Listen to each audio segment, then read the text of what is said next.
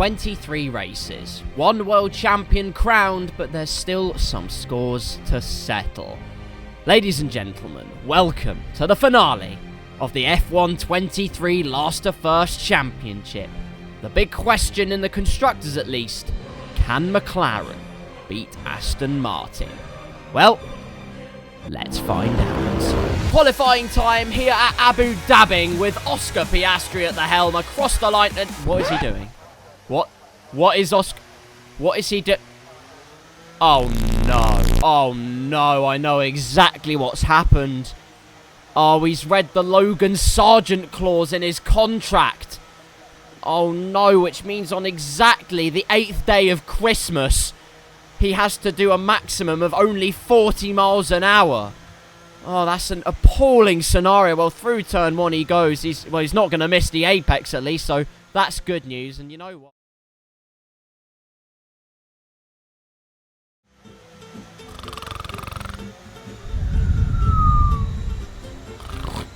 Oh, sorry everyone. Oh, he's just come out the exit of the hairpin. That's great. Oh, he's just exceeded the speed limit. And that's the end of qualifying. That is the end of qualifying. Well, there's no other way of putting this, Oscar, but you've bollocks the job, my friend. It's disaster for one McLaren, but it's elation for the Red Bull team. A 1-2 in qualifying. And who saw that one coming, am I wrong? Leclerc did well to get third, Hamilton in fourth, surprisingly, with Sainz in fifth, my teammate in sixth, and that's exactly what we need, a good start in qualifying. Alonso in eighth, though, that's not so great. We have to outscore Aston Martin by something like 15 points, and that's really not an ideal way to start, but Stroll outside, we're last. We are last, and you know what? There's a very simple explanation as to why, and you all saw it in front of your very eyes. There was a throttle wiring issue. I know, that is unbelievable, really. A catastrophic circumstance. But it meant that Piastri's first sector time was, and I'm not even joking, 83 seconds. It was 83 seconds long. Sargent did 17.5 seconds. So that really shows how slow we were. If we were losing out to Sargent by almost 1 minute and 10 seconds. You could have read a whole Lord of the Rings book by then. In fact, watched the whole film. And possibly been quite bored. But you know what? It doesn't really matter what I think. Because, well, we're lost. So, a less than sublime Saturday. But it's race day. And we've got to make it count. 5 red lights. Lights out and away we go. And in opposite fashion to most of my races, that was absolutely instant. Ricciardo with a bad start. We're going to send it on both of him and Sargent and Hülkenberg for good measure. Try and squeeze him out. He's still there, though. Contact made. Up 3 positions already, though. And the downforce of the McLaren is already dragging us along through Sector 1. The inside line of the hairpin. We're going to surge down the inside, spearing our way through the competition. Joe and Magnussen don't have an answer. And it's P13 now. It's not, it's P14 now. The good news is, in order to drive a Formula 1 car, you don't have to be able to read. Unfortunately, we haven't read Magnussen like a textbook there, as he's absolutely sent us one. But you know what? The outside line is tasty. Stroll bounces over the curb, and we're into P12 now. Fantastic stuff. The curbs on the inside are lethal at the best of times, but Stroll got injected with an overdose of skill issue, and we took full advantage of that. Almost on the fringes of the points, and look how hard Alonso and Ocon are fighting. Alonso's actually lost ground at the start here. If anything, my teammates gain. Look, there it is in P5. We're going to surge past Alex Albon, though. Down the inside, easy as you like. And that right there is a first-class gold stamp on the Williams driver. Meanwhile, a replay at the start here, and Perez, once again, absolutely implodes, drops anchor. It's 3 wide into turn 1 between Hamilton, Sainz and Perez, but Hamilton gets through in the sandwich. The filling has escaped, which is a bad night out in the M&S cafe, but I'll tell you what, Hamilton there, using his bravery in absolute bucket loads, and up into the podium positions. Perez now has to tussle it out with Carlos Sainz. The chili really bringing the spice. And has he got the dog in him? Well, he's going to absolutely woof his way down the straight. In fact, no, he isn't, because Norris is going to come through now. Hello, Lando, trying to get through. Make it 3 wide again. This is really personal for the championship against Aston Martin. Sainz through on Perez, and it's just going to get worse. Perez plummeting down the order. not unusual then. But it's a catastrophe for Checo. So much fighting on the first lap, had his rhythm ruined, and now Lando Norris, our teammate's going to be next. Surely not round the outside of Perez. You'd have to be mad to do it. He's insane.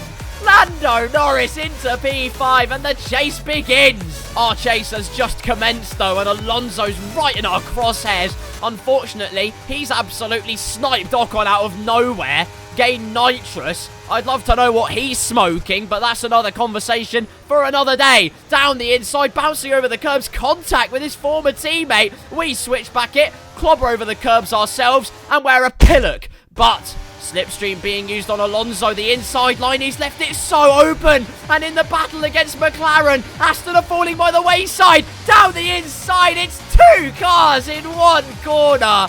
Fantastic stuff. And the aerodynamic prowess of the McLaren car just catapults us onwards. So much so that on the next lap, here we are, the Alpine teammate of Ocon, Pierre Gasly, doing great in the standings actually. I think secured something like P9, which is absolutely excellent from him, considering it's Alpine we're talking about here. A purple Sector 2 for us. We are not messing around. We are not here to wait and be kept at bay.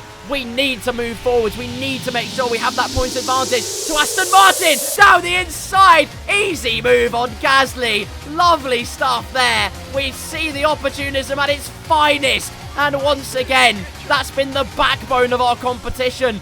Not having the balls. I can't continue what I was going to say on this platform. I'm sorry. Across the line, though, and it's a 1 minute 24.9. That's pretty quick. Our pace turns out to be extremely electric. The Energizer Bunny's working overtime and, well, it's probably spontaneously combusted. But our next target, George Russell. And again, well, one thing you need to know, DRS is super powerful. But another thing you need to know is this last section of the track is absolutely lethal for us. As out of the... Easy on the gas, my friend. That was so close to disaster there. Through the section where Nicholas Latifi had a skill issue and... well, you know the rest really, don't you? Anyways, moving on. Today I'm not responsible for starting a riot. We are going to riot our way past George Russell, which is probably also illegal. But through this fast section, once again we go. We are right within DRS range, but of course he has DRS on the Ferrari of Sainz ahead, which is not... Why is he moving to the middle of the track? I have no idea. There's a yellow flag. Oh my god, it's Verstappen! What on earth has happened there? Out of the hairpin corner, a virtual safety car. What has gone on there? Replay of Verstappen then into the hairpin he goes. He's got a 2.5 second lead. Doesn't need to do anything brash, but he gets too happy on the throttle pedal. And I'll tell you what, Leclerc and Hamilton have done well to avoid... No, Lando hasn't though. No, my teammate Lando Norris couldn't avoid the Red Bull. I don't believe it. Just... I'll be honest, Lando, you're a fucking idiot, my friend. What was that? Even Stevie Wonder was alert to that danger. Verstappen there, thinking full throttle was a great idea. Avoided by 2 cars, but Norris hits him, and that could have massive repercussions. The virtual safety car soon ended, though, and Verstappen is now last. Okay, now that we've laughed at Verstappen enough, to the inside of George Russell we go, not wasting any time at all. Look how slow everyone else in front of us is, though. Lackadaisical, we get past Sainz as well. Perez is going to be cooped up behind our teammate. Our teammate doing us a favour here. Down the inside of the Mexican Minister of Slowness. And we're going to switch back on Lando as well. Pay our compliments. We'll give him, well, he'll get our Christmas card by the end of the season. Let's put it that way. But we're going to escape into the distance a little bit. Thank you, Lando, even though you might have been a bit of a knobhead, for lack of a better term. You have managed to get us into P3, and the battle against Aston continues. Lap number 7, though, and it was short-lived. It was really freaking short-lived. Perez, oh my god, he's going to the inside of the hairpin. Not the inside, that's the outside, you donkey. We need to quit horsing around for a second, though. Perez right on our 6 and with DRS. Actually, no, he hasn't.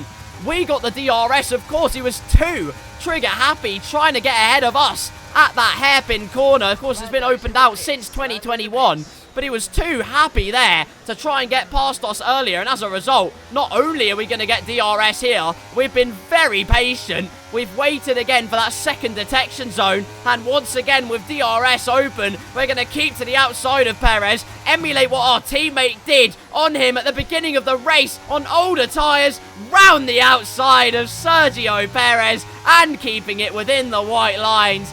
That is how you do it. And as we enter the pits on this lap, I can confirm that is something we needed to do. Keep ahead of Perez. We need as much of an advantage as we can to ascertain that we keep this podium position. We gain as many points on Aston Martin as we can. Why is Lando so far back? What is he driving a forklift truck? Into the pits we go though, and for the last time this season. Can it be purple? Sui! Thanks, Ronaldo. Once again, I am now deaf. Tyres on, though. No hold up. Never mind, there was a hold up. Throw me off a bridge. Great work from the boys and girls. As always, though, we don't discriminate. Out of the pit lane we go, though, and we're going to attack this as much as possible. Wide in on the entry. Hit that apex. Get on the power early. Straighten up the car and launch it. Pile drive our way out of the pit lane. And what's the gap to Perez behind? It is 1.3 seconds. Well, our job then is to keep that at arm's length. But what the hell happened to our teammate? Here's Lando then, lap number 6 this is, and well ahead of Max Verstappen, can I just say, at this point. Through the left-hander, though, he suddenly slows. What on earth actually... No way. No way! Oh my god, you are joking me. Destiny be damned. Lando Norris with a right rear puncher. This race could have well come back to us at the end. There was a slim chance, a slim one, yes, but still a chance nonetheless of staying ahead of Aston Martin. That chance is all but eroded in that one fell swoop. The F1 gods have not been kind at all, but in our land, it's actually a great time out of the final corner. The gap at 1.7, a purple sector 3 to boot. We're absolutely flying here. Hamilton led the Grand Prix briefly. Now Leclerc takes it back. Did the, well, technically overcut for one lap, and now has the fastest lap as well. The Ferrari man is making a statement. When Verstappen's not on the front, you best believe Charles Leclerc will try everything he can to take that gauntlet and make it his own. On to lap number 12 we go here, and this is gonna be an exemplary showing of exactly what kind of pace we have through Sector 3. The gap now at 1.8 seconds through that left-hander. The car is so good in a high speed, and then we brake as late as we dare, trail it through the right-hander, and now it's a game of momentum. Through the... Ignore. But you can see the momentum just carries us through there. And now the gap's 2 seconds to the Red Bull driver. Again, a little bit wide, makes the car unsettled, but on the power, keeping it within the lines. And in Sector 3, we gain half a second on Perez. That's immense stuff. And Sainz is nowhere... Oh, ignore, just ignore. I'll tell you what, though, our pace and our consistency, especially through the last sector. I mean, there's no way we lose P3. Right? Yes. Damn right. Onto the last lap of the Grand Prix. The gap at about 2.2 seconds. And we really don't have to over-push this. We have enough of a gap for Perez to not even challenge us by the end of this race. And that's exactly what we need. But skipping back a lap here, lap number 14. Albon in the points currently. In P10. One solitary point for Williams would not go amiss. No! Alex Albon with a spin! No way! Another driver gets it all crossed up at the hairpin. Please avoid him. A slight tap from Guan Yu Zhou. Hopefully everyone gets past it. Nice. Oh, no, they don't. Max Verstappen. As if his race couldn't get any worse. Oh, my God, but the cars have been bunched up. Lando, go! Go, Lando! This is your chance to write yourself in glory. It hasn't gone your way. You've had to do 2 pit stops. But he's past Nico Hülkenberg, who was stopped in the middle of the apex. Because he's a fraud. A couple more positions for our teammate to potentially snap up. You love to see it, but this is where the battle really is hotting up. It's coming up to a boil. The pot has been on the heat for quite some time, and Lewis Hamilton is going for the lead of the Abu Dhabi Grand Prix. DRS wide open into the chicane. The outside line is his. Leclerc on that inside line. Hamilton, though, is through into the lead of the Abu Dhabi Grand Prix, but did he do it too early? Leclerc might have DRS, and he does.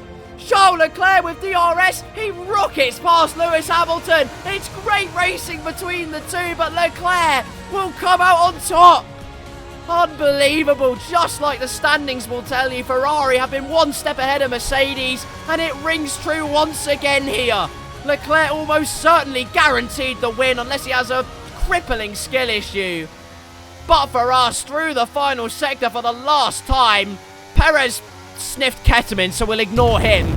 But for us, we've done everything we needed to do. Whether it's enough to beat Aston Martin is another matter, but podium is ours at the Abu Dhabi Grand Prix. P3 for Oscar Piastri. He's a poet and you never know it.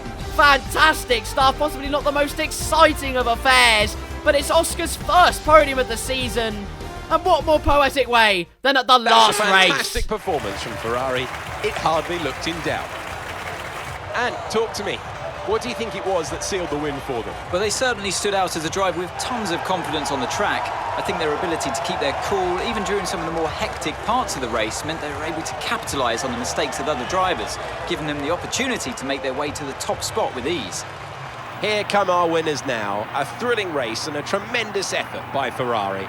Their history is well known, so it's no surprise to fans the world over to see them come out on top once again. There you go then. Charles Leclerc at the final race of the season claims the win for Ferrari. A deserved win at that. He had some phenomenal pace out front. Hamilton came so close to winning, but it just wasn't to be. But I'm sure he will not be disgruntled even slightly at a P2.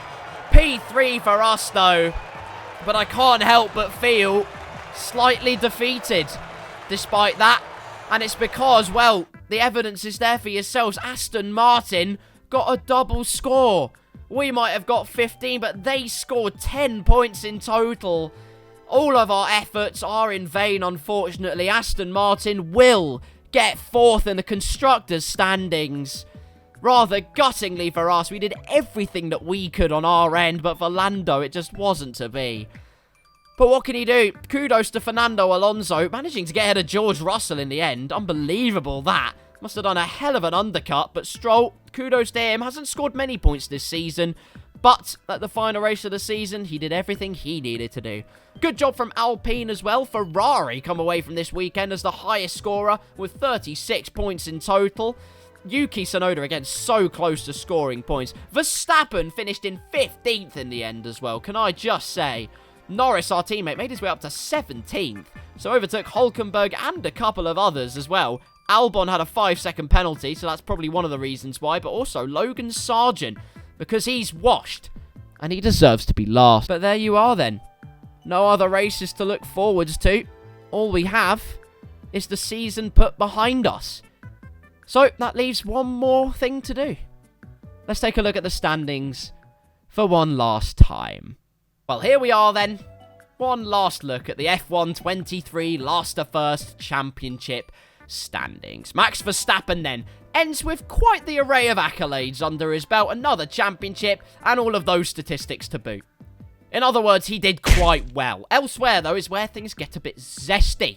Lewis Hamilton ended up getting 4th place. After his great result, he beat his teammate George Russell and got well out of arm's reach of Carlos Sainz. So 4th place for the Mercedes man with 2 wins under his belt. Maybe even could have been 3 today had it not been for Charles Leclerc, who himself got his 2nd win of the season. Also, the 3rd most podiums of any driver was the Ferrari man. 10 podiums for Charles Leclerc.